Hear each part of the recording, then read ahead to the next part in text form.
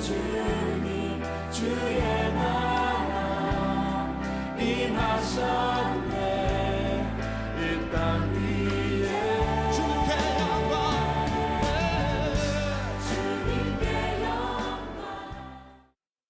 성경의 인물 중에 가장 아름다운 인물을 꼽으라면 그 중에 한 명이 다윗입니다.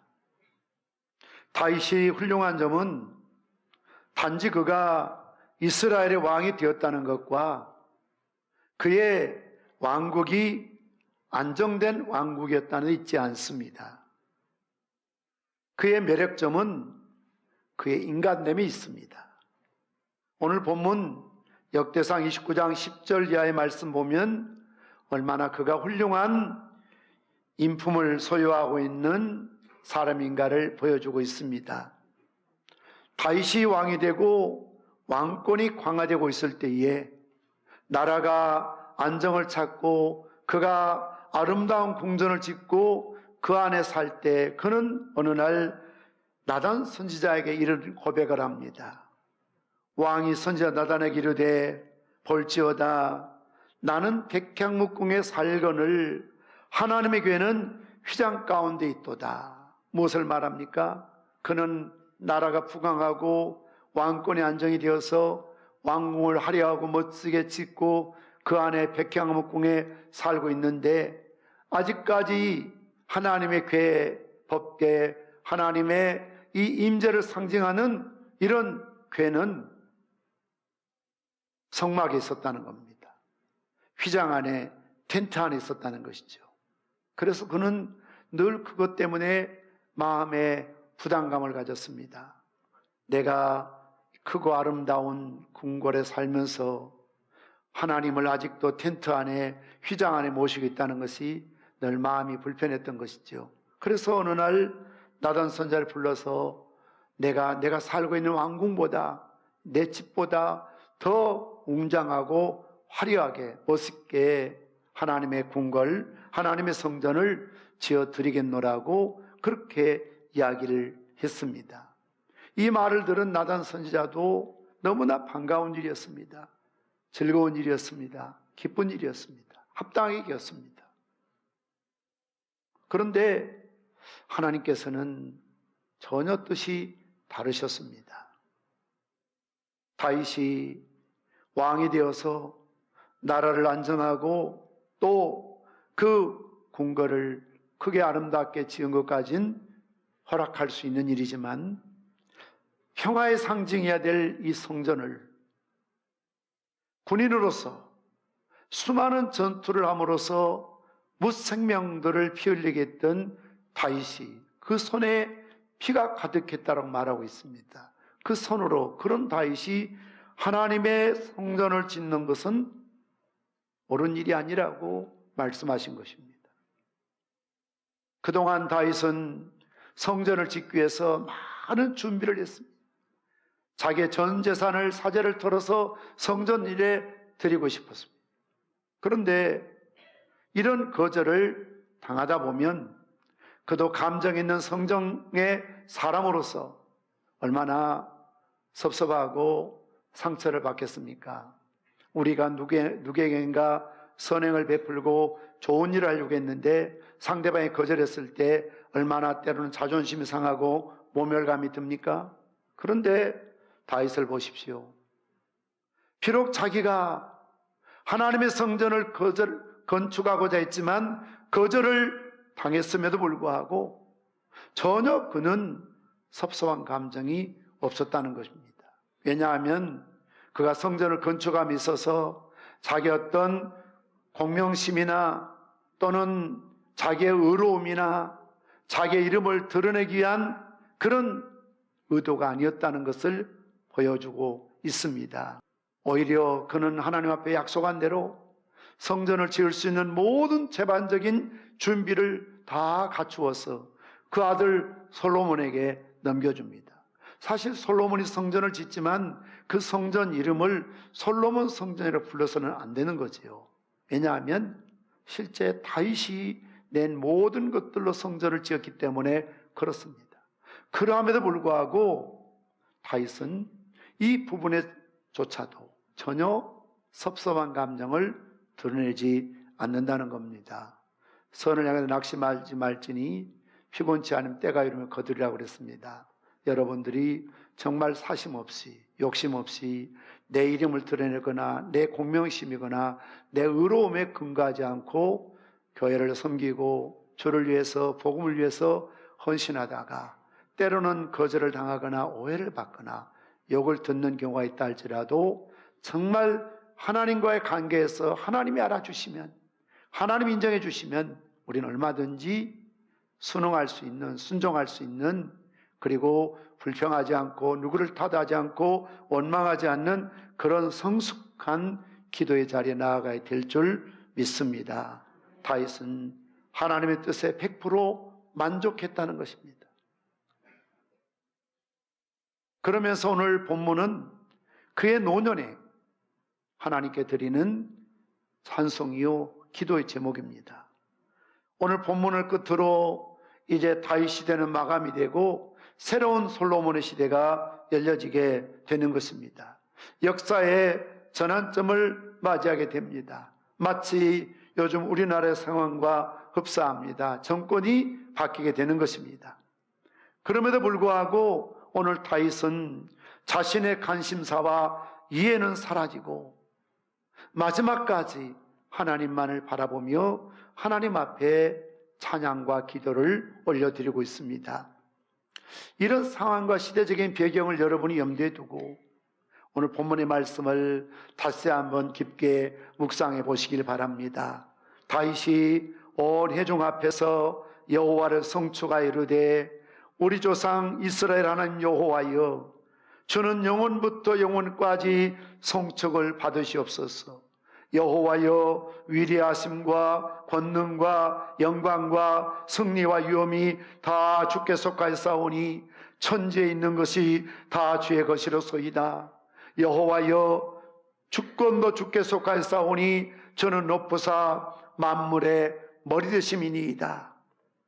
부와 귀가 주께로 말미암고 또 주는 만물의 주제가 되사 손에 권세와 능력이 있사오니 모든 사람을 크게 하심과 강하게 하심이 주의 손에 있나이다. 우리 하나님이여 이제 우리가 주께 감사하오며 주의 영화로운 이름을 찬양하나이다. 어디에도 하나님 나 섭섭해요, 나 시험 들었어요, 그런 내색이 없습니다. 오히려 10절 마지막 절 말씀 보면 여호와여 저는 영원부터 영원까지 성축을 받으시옵소서. 13절 마지막에서도 주의 영화로운 이름을 찬양하나이다. 다윗의 하나님은 어떤 하나님을 고백합니까? 위대하신 하나님, 능력과 영광의 하나님, 승리와 위엄을 가지신 하나님, 만물의 주인이신 하나님, 나라와 왕국을 통치하시고 다스리신 하나님, 우주 만물의 통치자이신 하나님이심을 믿습니다. 이런 하나님의 위대하심을 찬양해야 한다는 것입니다. 바로 이런 위대한 하나님이 다윗의 하나님이시고 다윗은 이 사실을 너무나 잘 알고 체험했기 때문에 하나님을 찬양하고 있습니다. 특별히 오늘 본문 10절에서 14절 말씀을 주목해 보면 반복되는 강조되는 단어가 있습니다. 다 주께 속하였사오니 다 주의 것이로소이다. 주께 속하였사오니 주께로 말미암고 주의 손에 있나이다. 주께로 말미암았사오니 주의 손에서 받은 것으로 주께 드렸을 뿐입니다. 첫째로 오늘 본문의 말씀 속에서 다윗은 말하기를 주권이 하나님의 손에 있음을 고백하고 있습니다. 주권은 영토 국민과 함께 국가를 구성하는 3대 요소입니다. 주권은 국가의 의사를 최종적으로 결정하는 최고의 권력입니다. 주권이 누구에게 있냐에 따라서 정치 체제가 달라집니다. 주권이 왕에게 있으면 1인 독재가 되는 것입니다. 주권이 국민에게 있으면 민주주의가 되는 것입니다. 인류는 수많은 정치 체제를 경험했지만 사실 그 어느 정치 체제도 하나님의 나라는 아니었습니다. 물론 성경적인 정신과 가까운 것은 개인의 자유와 법치와 인권을 존중하는 민주주의입니다. 우리는 이 민주주의를 지키고 계속 발전시켜야 합니다. 그러나 한 가지 꼭 기억해야 될 것이 있습니다. 민주주의도 완벽한 체제가 아니라는 것입니다. 왜냐하면 민주주의의 뿌리는 인본주의에 있기 때문에 그렇습니다. 그래서 세상 사람들은 민심이 천심이라고 합니다. 왜냐하면 여론이, 민심이 권력을 결정짓는 수단이기 때문에 그렇습니다. 그런데 여러분, 우리 예수 믿는 사람들은 민심이 천심이다 말해서는 안 되고요. 한번 받아서 합시다. 천심이 민심입니다. 천심이 민심입니다. 무엇을 말합니까? 하나님의 뜻이, 하나님의 말씀이 민심이라 해야 되는 것입니다. 예를 들자면 가데스 바네아에서 10사람의 정탐꾼의 이야기를 들은 그 당시에 이스라엘 사람들은 애굽으로 돌아가자는 겁니다. 땅을 치며 통곡하면서 애굽에서 나온 것을 그들은 후회했습니다. 매장지가 없어서 우리를 이곳까지 데리고 왔느냐, 하나님을 향해서, 지도자인 모세를 향해서 불평하고 원망했습니다. 그것이 그 당시에 민심이요 여론이었습니다. 그러나 하나님의 천심, 하나님의 계획과 뜻은 아브라함과 그 자손들에게 약속하신 가나안 땅으로, 축복의 땅으로, 젖과 꿀이는 땅으로 그들이 들어가기를 원하셨습니다. 결국 이런 하나님의 뜻을 반했기 때문에 1세대가 다 사막에서 멸망을 당하고 오직 여호수아 갈렙만이 가나안 땅에 들어갈 수가 있었습니다. 예수님을 죽이기 위해서 산헤드린 공회에 국회가 모였습니다. 일사천리로 만장일치로 예수님을 죽이기로 결의했습니다. 그것이 그 당시의 민심이었습니다. 그러나 하나님의 뜻은 그것이 아니었다는 것입니다. 그러므로 다수가 어떤 것을 원한다고 해서 그것이 천심인 것처럼, 권력과 모든 주권인 것처럼 우리는 혼돈해서는 안 됩니다. 기독교가 로마의 박해 아래 있을 때에 그 원형 경기장에 수많은 사람들, 로마 사람들이 모여서 하나님처럼 신처럼 웅장하게 꾸미고 나타난 헤롯을 향해서 오른손을 치켜들면서 가이사, 가이사, 가이사 외쳤습니다. 가이사라는 것은 당신은 신이라는 뜻입니다. 당신이 주인이라는 겁니다. 당신이 주권자라는 겁니다. 이게 가이사라는 의미입니다. 그러나 그 자리에 소수의 기독교인들이 아니오라고 외쳤습니다.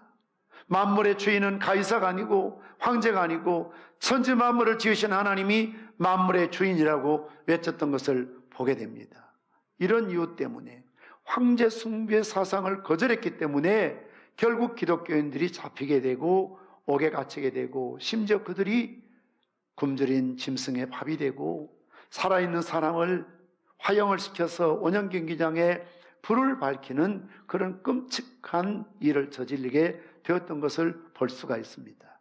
끊임없는 프로테스탄트, 기독교인들의 저항은 어떤 세상의 절대 권력, 그 누군가의 독주에 대해서 끊임없이 저항하면서 당신이 천지를 지은 하나님을 대신할 수 없다, 신의 대리자가 아니다, 하나님은 천지를 지으신 여호와 하나님이 유일한 주권자임을 외치며 살아왔던 것을 볼 수가 있습니다.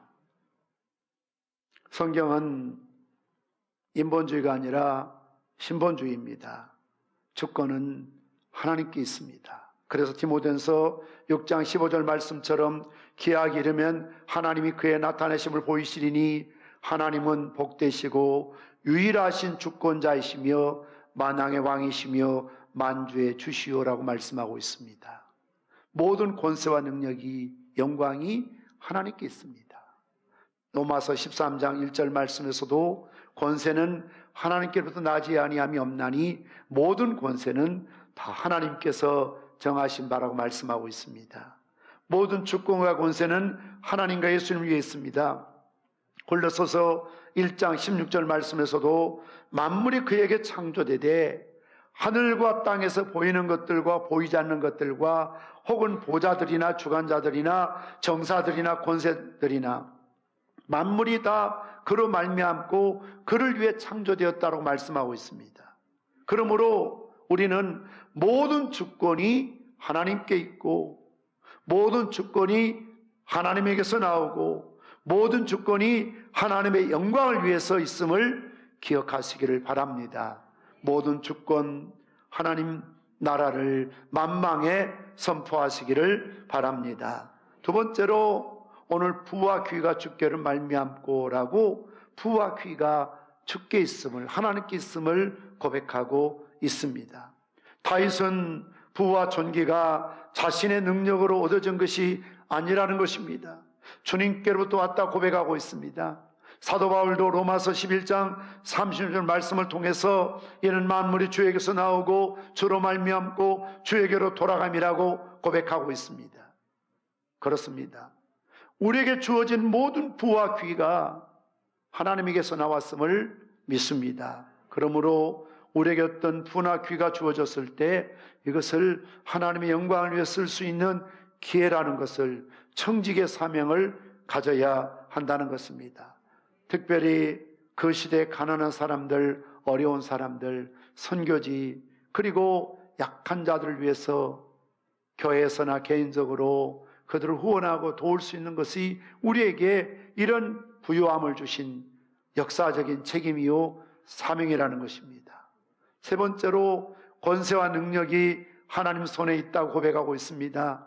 저는 만물의 주제가 만유의 주제가 되사 손에 권세와 능력이 있사오니라고 고백합니다. 다윗은 현재 그의 신분이 왕입니다. 옛날 그 시대 왕은 절대 권력을 가지고 있습니다. 누구도 왕 앞에 나타날 수가 없고 누구도 왕의 명을 거스릴 수가 없습니다. 어명이면 다 끝이 나고 다 그대로 실시합니다. 이런 막강한 권력을 가지고 있음에도 불구하고 그는 뭐라고 말합니까? 하나님이야말로 절대 권력을 가지신 분임을 고백하고 있습니다. 이것이 왕으로서의 겸손한 고백인 것입니다. 세상 권세와 능력은 잠시뿐이지만 하나님의 주신 권세와 능력은 영원하다는 것입니다. 하나님께서는 예수를 영접하고 예수 믿는 자들에게 자녀되는 권세를 주셨다라고 요한복음 1장 12절에 말씀하고 있습니다. 자녀되는 권세가 얼마나 대단하고 크고 놀라운 권세인 줄 아십니까? 예수의 이름으로 귀신이 떠나가고 예수의 이름으로 병든 자의 손을 얹으면 낫게 되는 능력이 나타나고 우리가 예수의 이름으로 기도할 때 영혼이 잘된 같이 범사가 잘되게 되고 강건하게 되는 축복을 하나님께서 이루어 주실 줄 믿으시기를 바랍니다. 네 번째는 모든 자를 크게 하심과 강하게 하심이 주의 손에 있다라고 고백하고 있습니다. 다윗은 작은 자를 크게 만드시고 약한 자를 강하게 만드심이 여호와의 주권적인 섭리에 있다고 고백하고 있는 것입니다. 왜냐하면 그 자신이 그 역사에 이런 고백의 산증인이요 체험자이요 경험자이기 때문에 그렇습니다. 그는 원래 출신이 베들레헴 들녘의 목동이었습니다. 아무도 알아주지 않는 목동이죠. 유랑민이요 참 유목민이죠. 풀을 따라서 양떼를 데리고 이곳저곳 헤매고 들녘에서 잠을 청해야 하고 비가 오나 눈이 오나 궂은 날씨에도 어디에 적당히 거처가 없는 정말 보헤미안처럼 떠도는 나그네 신세가 그 당시에 목자요 목동이었습니다. 양떼를 지키기 위해서 그 긴 밤을 지새우면서 어쩌면 그는 여호와는 나의 목자시니 찬양을 불렀을 것입니다. 하나님의 능력을, 하나님의 사랑을, 하나님의 기적을 경험하며 수없는 그가 시편에 기록한 이런 찬양의 시들을 그때 아마 많이 생각하고 썼을 것입니다. 이러한 다윗의 기도, 들녘에 부르짖는 외로움과 고독을 싸우며 방황하며 하나님을 찾고 불렀던 그 기도를 하나님이 들으셨습니다. 하나님께서는 이새에 똑똑하고 인물 좋고 잘난 아들들도 있었지만 들녘에서 참 사람 취급도 받지 못하는 코올리게 어린 다윗을 불러 세우게 하시고 그에게 기름 부어서 장차 이스라엘의 왕으로 세우시고 이 하나님의 약속을 이루셔서 지금 왕의 권좌에 있는 처지입니다. 그러니 지나간 과거를 생각할 때마다 다윗이 가장 즐겨 쓰는 자기 고백이 무엇인 줄 압니까? 나와 나의 집이 무엇이가 한데 오늘 이르게 하셨습니까? 나와 나의 집이 도대체 무슨 사랑을, 무슨 은혜를, 무슨 축복을 받았길래 아무래도 왕이 될 수 없는 그런 신분도 처지도 아니었지만 하나님께서 약한 자를 들어서 강한 자를 부끄럽게 하시고 미천한 자를 들어서 존귀한 자를 부끄럽게 하신 하나님, 나처럼 미천하고 약하고 이름도 없는, 알아주지도 않는 그런 가문도, 그런 집안도, 그런 배경도, 그런 능력도 없는 나같이 부족하고 약한 사람을 들어서 이스라엘의 제1인자로 왕으로 세우신 것입니까? 그러니 모든 자를 크게 하신 것이, 모든 자를 강하게 하신 것이 주의 손에 있다는 고백입니다. 사랑하는 성도 여러분, 하나님 이런 능력을 우리가 믿을지인데 기왕이면 여러분들이 정말 다윗이 누렸던 그런 큰 자가 되시고 강한 자가 되시고 부한 자가 되시기를 주님의 이름으로 축원합니다. 그러함에도 우리는 다윗이 가져야 될 또 하나의 중요한 삶의 지혜와 원리를 배워야 합니다. 가장 신앙의 깊은 경지에 들어간 사람, 자신이 가지고 있는 어떤 권세라 할지라도, 능력이 있다 할지라도, 어떤 영예와 심지어는 자기 생명까지도 내 것이 아니라는 청지기의 사상입니다. 내 것일 수 없다는 겁니다. 그래서 사도 바울은 갈라디아 2장 20절 말씀을 통해서 내가 그리스도와 함께 십자가에 못 박혔나니 그런즉 이제는 내가 산 것이 아니요 오직 내 안에 그리스도께서 사신 것이라. 이제 내가 육체 가운데 사는 것은 나를 사랑하사 나를 위하여 자기 몸을 버리신 하나님의 아들을 믿는 믿음 안에 사는 것이라는 고백을 하고 있습니다. 왜 우리는 나의 가장 소중한 것을 잃어버리고 난 이후에야 그것이 내 것이 아니라는 걸 느껴야 하는지, 남편을 잃고 나서, 아내를 앞서 보내고 나서, 심지어 자식을 앞서 보내고 나서, 옛날에 사업하고 직장 다니며 잘 나갈 때 가지고 있었던 집이며 땅이며 통장이며 마음만 먹으면 하나님께 드릴 수도 있었고 마음만 먹었다면 주를 위해 선신하고 봉사할 수 있었던 그 건강과 기회조차도 왜 그런 것들을 다 잃어버리고야 내 것이 아니라는 걸 느껴야 하는지, 참 우리 인간의 어리석음이, 후회로움이 너무 안타깝다. 오늘 다윗을 보십시오. 잃고 난 후회가 아닙니다. 그는 아직도 왕입니다. 아직도 부자입니다. 아직도 명예로운 이름을 가지고 있습니다. 아직도 크고 강한 자입니다. 그럼에도 불구하고 그런 걸 소유하고 있을 때, 가지고 있을 때, 누리고 있을 때 우리도 다윗과 같은 그런 분별력이 필요하고 지혜가 필요하다는 것이죠. 뭐라고 말합니까? 그는 하나님 앞에 이 존귀가, 주권이 하나님 손에 있습니다. 부와 기가 하나님 것입니다. 저 권세와 능력이 주의 손에 있습니다. 모든 자를 크게 하시고 강하게 하심이 주의 손에 있습니다. 욥을 보십시오. 자식을 잃고 재산을 잃었을 때 그는 뭐라고 고백합니까? 이르되 내가 모태에서 알몸으로 나와 싸운즉 또한 알몸이 그리로 돌아가올지라. 주신 이도 여호와시요 거두신 이도 여호와시라. 여호와 이름의 찬송을 받을지니라 하고 이 모든 일에 욥이 범죄하지 아니하고 하나님을 향하여 원망하지 아니하니라. 철저한 청지기 사상, 하나님의 주권을 인정하는 그런 믿음이었던 것을 볼 수가 있습니다. 사랑하는 성도 여러분, 내 몸도, 내 자식들도, 내 남편도 아내도, 어떤 소유도, 여러분이 살고 있는 집도 차도 재산도 통장도 여러분이 것이 아닙니다. 알몸으로 왔으니, 적신으로 왔으니 알몸으로 갈 수밖에 없는 것이 인생이라는 것입니다. 그러므로 우리는 겸손해야 하고요. 청직의 사명을 잘 감당하는 다윗과 같은 믿음의 고백을 늘 하며 살아가야 될 줄 믿습니다. 생명의 말씀으로 나를 세우사 주의 길 예비케 하소서. 성령의 능력으로 기름 부으사 진리를 선포하게 하소서.